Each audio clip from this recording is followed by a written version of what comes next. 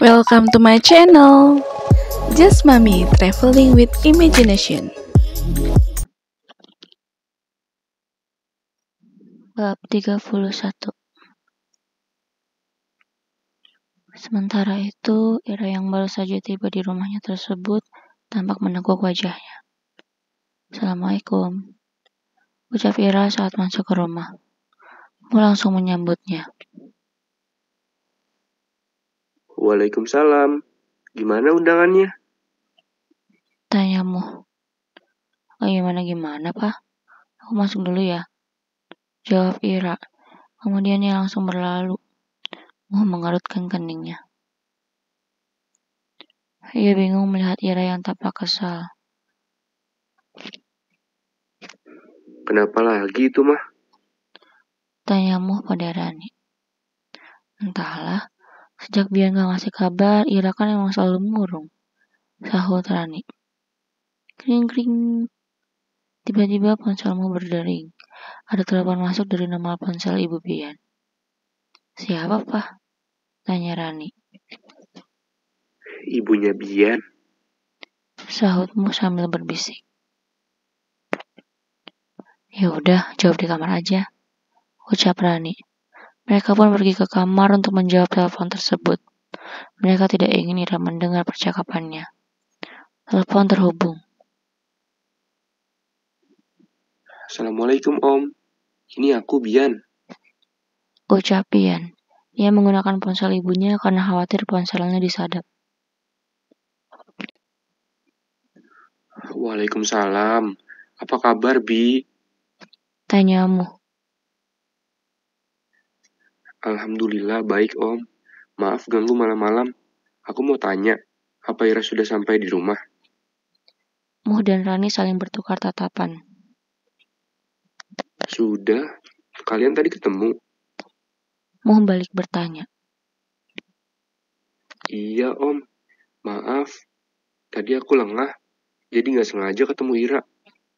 Jawab Bian lemas. Lalu, apa kamu sudah menjelaskan semuanya? Tanya Muh lagi. Namun jika mengingat reaksi Ira tadi, Muh yakin bahwa ia masih salah paham.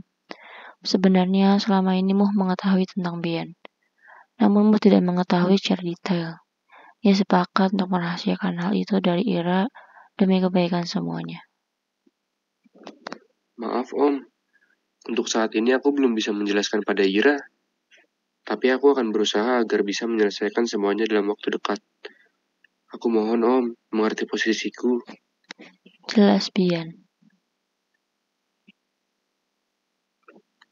Oke, Bi. Tapi Om gak bisa nahan Ira. Jadi Om gak bisa jamin Ira akan tetap nunggu kamu, Bi. Jawab Muh.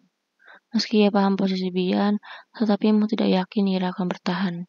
Terlebih setelah bertemu Bian dan belum mendapatkan penjelasan dari pria itu. Bian langsung lemas karena Muh tidak bisa menjamin Ira untuknya. Ia jadi bingung harus berbuat apa. Bi, kenapa kamu tidak jelaskan yang sebenarnya saja pada Ira? Tanya Muh. Melihat ekspresi Ira tadi, Muh jadi tidak tega pada anaknya itu. Om kan tahu sendiri, aku tidak bisa menjelaskan misiku pada orang lain. Bahkan sampai saat ini saja, Om belum tahu apa yang sedang aku lakukan. Jelas Bian. Lagi pula, aku khawatir dengan keselamatan Ira, Om. Sambung Bian. Muh dapat mendengar suara Bian begitu lemas. Ia tahu saat ini posisi Bian serba salah. Ya sudah, tolong segera selesaikan semuanya. Kasihan Ira, sudah menunggu terlalu lama. Om paham posisi kamu. Tapi bagaimanapun, Om tidak ingin melihat anak Om bersedih. Jelas Muh. Meski Muh menginginkan Bian menjadi menantunya, tetapi ia tetap bersikap tegas. Bagaimanapun, perasaan Ira adalah yang paling penting baginya. Siap, Om. Aku akan berusaha untuk segera menyelesaikan semuanya. Jika masalahnya sudah beres, aku pasti akan menjelaskan pada Ira dan melamarnya. Jawab Bian yakin. Mungkin Ira tidak bisa langsung menerima penjelasan kamu, Bi. Jadi sepertinya kamu butuh usaha ekstra untuk mendekatinya lagi. Ucapmu.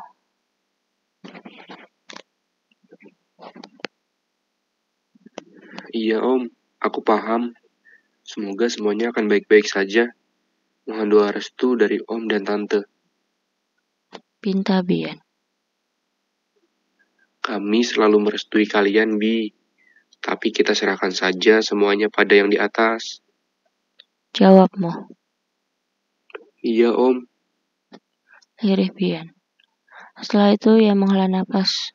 Keesokan harinya Ira mengurung diri di kamar. Hari ini ia libur, sehingga enggan melakukan aktivitas lain. Apa yang ia alami semalam membuat Ira tidak bergairah. Bahkan semalaman ia menangis. Aku tahu kamu masih peduli sama aku, Bi. Tapi kenapa kamu jahat? Kenapa kamu tega pergi dengan wanita lain di hadapan aku? Lirih Ira sambil menatap foto Bian. Kalau kamu gak peduli sama aku, gak mungkin semalam kamu kayak gitu. Aku harap kamu bisa menjelaskannya, Bi. Gumamnya. Meski ia sempat marah dan kecewa, tapi Ira berpikir kembali atas apa yang Bian lakukan semalam. Sehingga Ira masih mau menunggu penjelasan Bian, walaupun harus menahan luka. Tapi kalau kita bertemu lagi dan kamu masih menghindar, mungkin memang sudah saatnya aku mengikhlaskan kamu, Bi. Ujar Ira.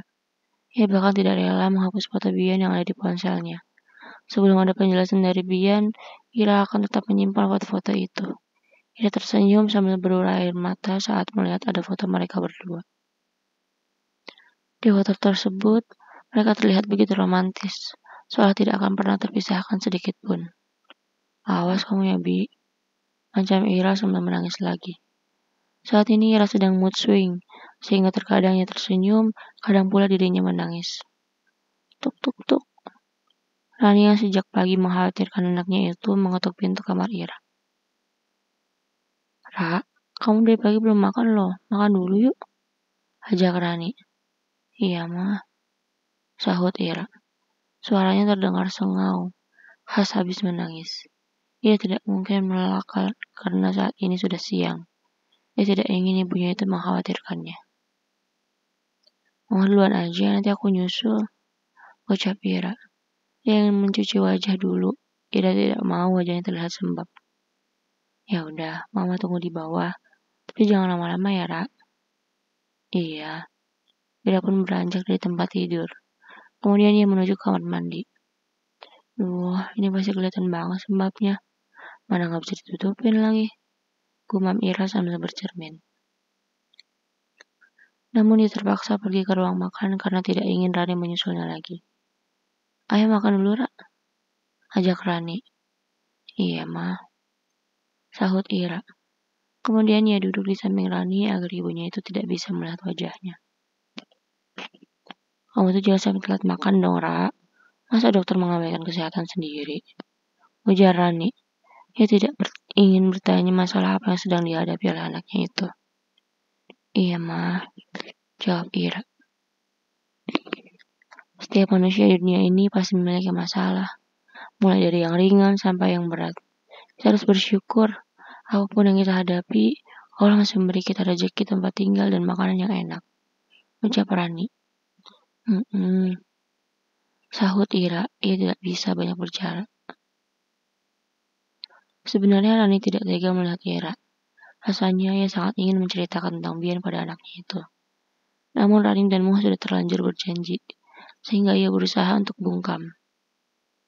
Mah, abis ini aku mau pergi ya, ucap Ira. Mau kemana? Mau refreshing aja. Oh, ya udah, hati-hati ya sayang. Iya, Mah. Selesai makan, Ira pun pergi. Ia ingin mencari udara segar karena hatinya sudah terlalu sedak. Jika libur panjang, mungkin saat ini Ira akan pergi keluar kota untuk healing. Kamu gak bawa mobil, Ra? Tanya Rani. Enggak, Mah, lagi males. Naik taksi online aja. Sahut Ira. Pikirannya sedang kalut, sehingga ia malas untuk mengemudi. Saat sedang menunggu di ruang tamu, ajudan yang ada di depan rumah Ira melaporkan bahwa taksi online yang ia pesan sudah datang. Ira pun keluar dan menuju ke pintu gerbang rumahnya. Kak, kok mobilnya beda? Gumam Ira. Ia menghampiri mobil itu dan mengetuk kaca jendela mobilnya. Sopir pun menurunkan kacanya, kemudian Ira dapat melihat sopir tersebut menggunakan topi dan masker. Ini atas nama Humaira, bukan? Tanya Ira, suaranya masih terdengar sengau. Ia heran karena penampilan sopirnya sangat mencurigakan. Sopir itu pun menjawabnya hanya dengan anggukan. Kemudian Ira masuk sambil bergumam dalam hati. Oh, dia bisu ya? Batin Ira. Sepanjang jalan, sopir tersebut tidak mengeluarkan sepatah kata pun. Ira yang sedang patah hati itu hanya melamun, sambil menatap keluar jendela mobil tersebut. Sampai ia tak sadar bahwa sejak tadi sopir itu terus melirik ke arah kaca tengah, untuk melihat Ira yang duduk di belakang. Siang ini, ada seseorang yang sedang mengintai rumah Ira. Pagar rumah itu cukup tinggi, sehingga ia merasa aman meski mobilnya terparkir di seberang rumah tersebut. Saat dia sedang memantau rumah tersebut, tiba-tiba ada orang yang bertanya padanya. "Permisi, Mas tahu alamat rumah ini nggak?" Tanya sopir taksi online pada pria tersebut. Sebab nomor rumah Ira memang tidak terlihat dari luar. Ia pun sungkan bertanya pada satpam rumah tersebut. Pria itu pun melihat alamat yang dimaksud, dan ia membaca nama pemesan taksinya. Seolah mendapat angin segar, yang sejak tadi memang sedang memantau itu mendapat kesempatan.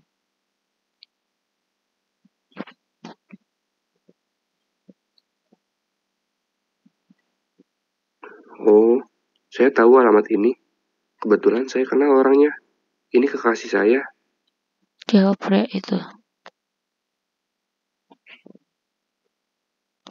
Oh ya? Rumahnya yang mana ya, Mas? Tanya sopir taksi.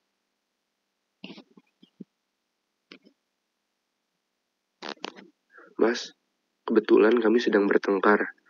Makanya dia pesan taksi. Gimana kalau saya yang jemput? Nanti saya tetap bayar, Mas. Jadi Mas gak perlu khawatir. Jelas pria itu. Sopir tadi merasa keberatan sebab resikonya besar. Mas jangan khawatir. Saya bukan orang jahat. Ini nomor ponsel saya. Mas pun bisa catat nomor polisi mobil saya. Baiklah kalau begitu. Akhirnya sopir itu percaya karena pria tadi menunjukkan KTP-nya. Setelah negosiasi, dan pria itu memberikan sejumlah uang pada sopir tadi.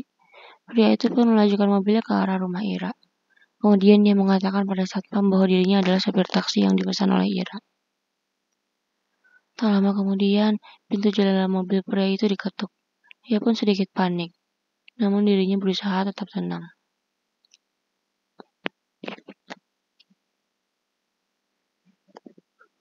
Untung aku udah pakai masker dan topi. Batinnya.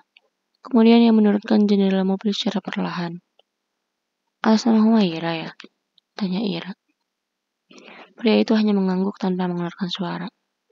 Ketika sudah di jalan, pria itu menggenggam erat setir mobil, seolah ia sedang menahan sesuatu. Bahkan ia terlihat menelan saliva seperti orang yang sedang tertekan. Ira sendiri masih belum menyadarinya.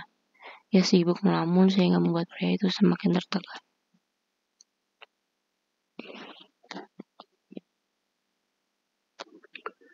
Ya Tuhan, apa yang harus aku lakukan? Apa aku harus menjelaskannya sekarang? Batin sopir tersebut. Ternyata sopir itu adalah Bian. Bian tahu sebagai wanita Ira pasti lebih memakai perasaan. Jika padamu ia bisa hanya mengatakan ada misi tanpa menjelaskan, lain halnya dengan Ira. Ia yakin Ira pasti ingin tahu lebih jauh. Apalagi ini menyangkut dengan keselamatan mereka. Bian pun ingat, dulu Ira sempat nekat terbang ke Surabaya hanya untuk melihat kondisinya. Sehingga Bian khawatir Ira akan melakukan perbuatan nekat lainnya. Ia pun tidak ingin hidup Ira tidak tenang jika tahu bahwa dirinya diincar oleh penjahat. Setidaknya, jika ia mati pun Bian harap Ira bisa lebih cepat move on. Tidak bersedih terlalu lama. Sebab ia tahu cinta Ira begitu besar, sama seperti cintanya. Ia khawatir jika Ira tahu Bian mati karena misinya, kemungkinan gadis itu akan sulit untuk melupakannya. Meski begitu, Bian berharap bahwa dirinya akan berhasil dan bisa segera menepati janjinya. Ra, aku sangat merindukanmu. Bukan hanya kamu, aku pun tersiksa selama setahun ini. Tapi mau bagaimana lagi? Aku tidak ada pilihan lain. Keselamatanmu adalah yang utama bagiku.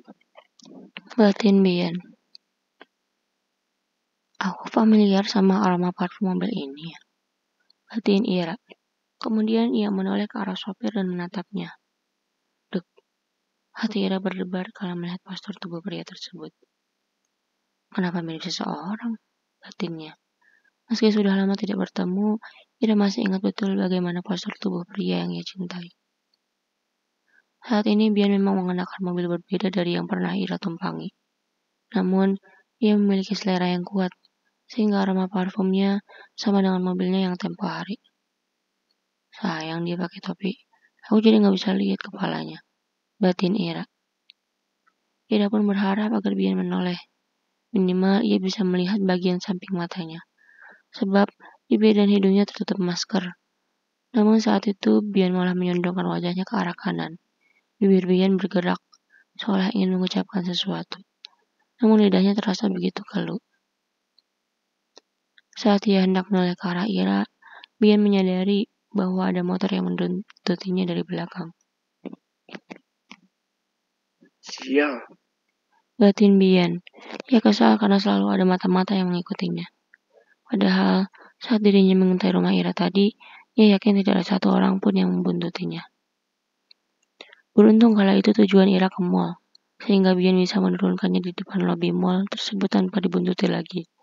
Sebab motor tidak bisa masuk ke lobi tersebut. Ya udah, mungkin cuma perasaan aku aja. Batin Ira. Ia kecewa karena pria itu tak juga menoleh ke arahnya.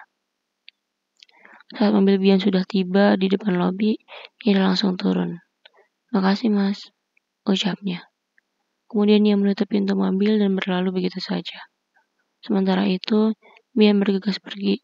Ia khawatir orang yang membuntutinya tadi melihat Ira.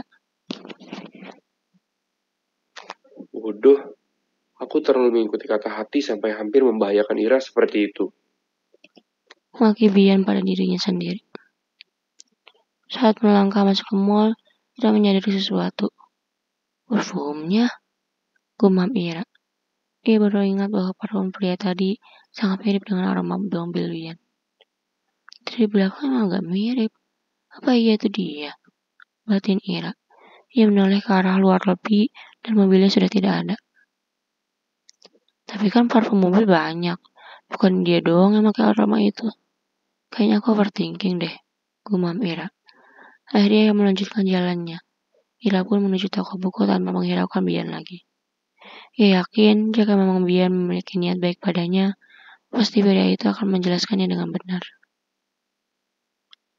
Saat sedang memilih buku, ia tak sadar ada orang yang ternyata membuntutinya. Ia tetap asik melihat novel yang akan ia beli. Ira sedang butuh liburan, sehingga ia membeli novel untuk membunuh kegelisahannya. Setelah membayar novel itu, Ira meninggalkan toko tersebut. Kemudian ia berjalan-jalan tanpa arah, hingga akhirnya Ira menyadari bahwa dirinya sedang dibuntuti. Siapa ya? Ini perasaan aku aja apa gimana sih? Kayaknya orang itu dari tadi buntutin aku deh. Gumam Ira pelan. Ternyata orang itu adalah salah satu dari yang tadi membuntuti mobil Bian. Motor mereka memang tidak bisa masuk ke lobi, tapi mereka langsung berpencar. Ada yang membuntuti Ira, ada pula yang membuntuti Bian. Ia pun berusaha mengetesnya. Ia berbelok-belok ke beberapa toko, dan Ira semakin yakin bahwa dirinya memang dibuntuti. Sebab orang itu juga ikut belok ke semua toko yang Ira kunjungi. Dia siapa? Kenapa ikutin aku terus? Batin Ira. Dengan perasaan gelisah, akhirnya Ira berbelok ke restoran lebih dulu. Meski berada di mall, tapi menghadapi situasi seperti itu tentu membuat Ira takut. Ia pun bingung hendak minta tolong pada siapa. Minta tolong pada satpam pun, orang itu belum tentu mau mengaku. Apalagi, ia hanya membuntuti Ira tanpa melakukan apapun. Oh iya, gumam Ira, ia pun mengecek tasnya. Ira baru ingat bahwa Bian pernah membekali sebuah benda untuk berjaga-jaga. Benda itu adalah alat berbentuk lipstik. Tetapi jika bagian ujung yang terkena kulit, akan mengalirkan strumen bertegangan tinggi. Sial, aku lupa bawa. Gumam Ira kesal. Lalu Bian sering mengingatkannya untuk membawa benda itu. Namun, kali ini ia lupa karena tidak diingatkan. Ya udahlah, mendingan aku pulang aja, ucap Ira. Ia pun memilih untuk pulang menggunakan taksi yang ada di depan lobi. Semoga aku bisa lolos dan dia gak ikutin aku lagi setelah naik taksi nanti, batin Ira. Ia pun berdiri dengan perasaan yang campur aduk. Sebelumnya ia menoleh ke arah orang itu. Kemudian ia meninggalkan restoran tersebut dan berjalan lebih cepat. Ya ampun, kenapa lobinya jadi jauh banget sih? Batin Ira. Saat itu ia sedang berada di lantai atas, sehingga Ira harus berjalan cukup jauh agar bisa sampai ke lobi. Beberapa kali Ira menoleh ke belakang dan orang itu masih membuntuti-nya. Ia tidak cukup nyali untuk menegur orang tersebut. Memang tidak semua orang berani menghadapi situasi seperti ini. Apalagi saat ini perasaan Ira sedang kalut. Hingga kemudian, saat Ira tiba di perempatan, tangannya ditarik oleh seseorang.